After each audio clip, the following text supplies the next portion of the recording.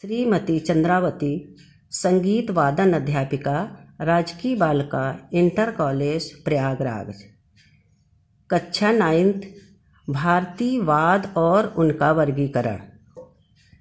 बच्चों, मैं आज भारतीय वाद और उसके वर्गीकरण के बारे में बताने जा रही हूँ।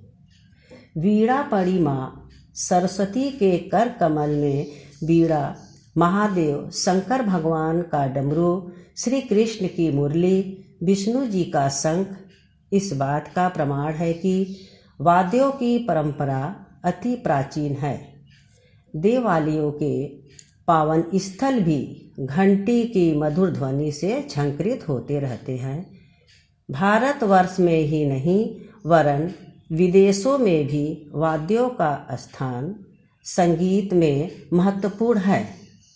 समस्त वाद्यों को 4 भागों में बांटा गया है। पहला है तत्वाद। इस श्रेणी में तारों के आंदोलन या कंपन से स्वर उत्पत्ति वाले वाद्य आते हैं। मुख्यतः मिजराव तार की बनी एक विशेष प्रकार की अंगूठी होती है, जिसे तर्जनी में पहनकर आघात किया जाता है, जिसके अंतर्गत सितार, सरोद, वीणा आते हैं। क्या क्या आते हैं? सितार, सरोद और वीणा आते हैं। तत् के अंतर्गत वे वाद्य भी आते हैं जिनमें स्वर उत्पत्ति गज द्वारा होता है, जैसे गज द्वारा उत्पत्ति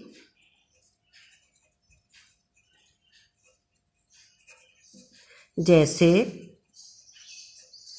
वायलिन,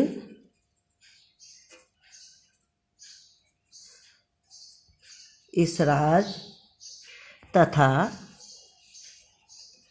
सारंगी। इसके बाद दूसरा आता है सुशीरवाद।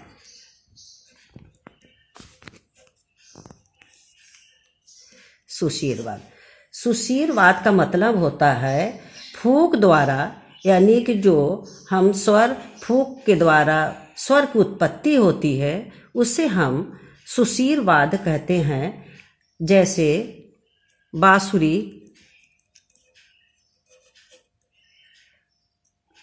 बांसुरी, शहनाई, हारमोनियम और माउथ आर्गन।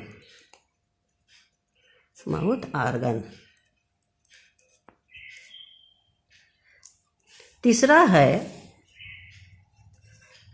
घनवाद।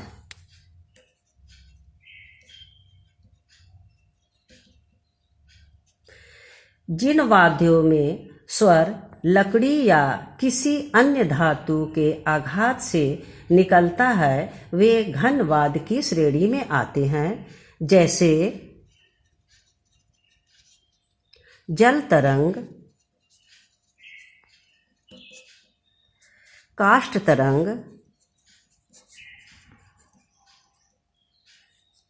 घंटा, करताल और मजीरा।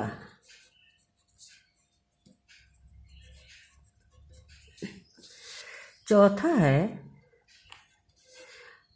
अवनदवाद।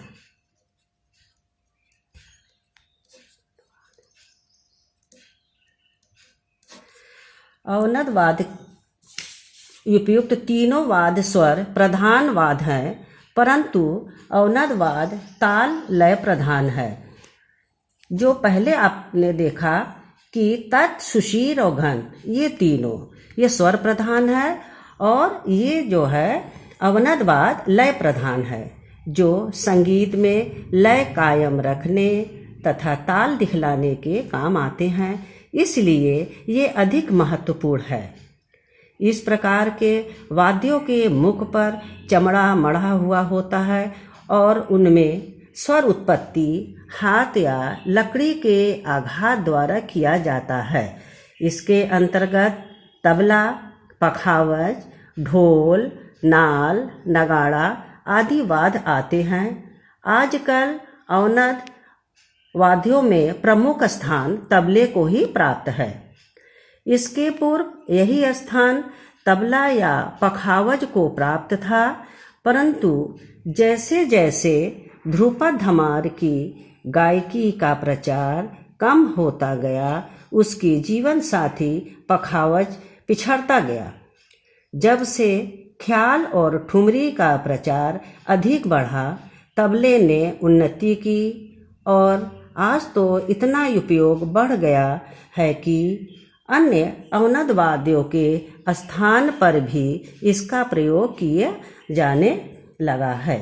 यह वाद्य मुख्यतः गायन, वादन, नृत्य की संगति में प्रयुक्त होता है। आजकल तबले का प्रयोग स्वतंत्र वादन में भी किया जाने लगा है। अब अवनद वाद्य के अंतर्गत क्या क्या आता है मैं लिखती हूँ। अवनद वाद्य में जैसे ढोलक,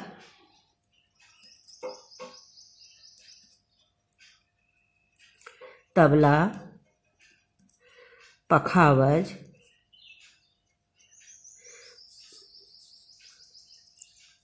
नाल, नगाड़ा इत्यादि। ये हुआ हमारे भारतीय वाद्य का वर्गीकरण। ठीक है बच्चों, इसको आप जो है पढ़िएगा और जो नहीं समझ में आएगा आप बताइएगा, फिर मैं उसके बाद बताऊंगी।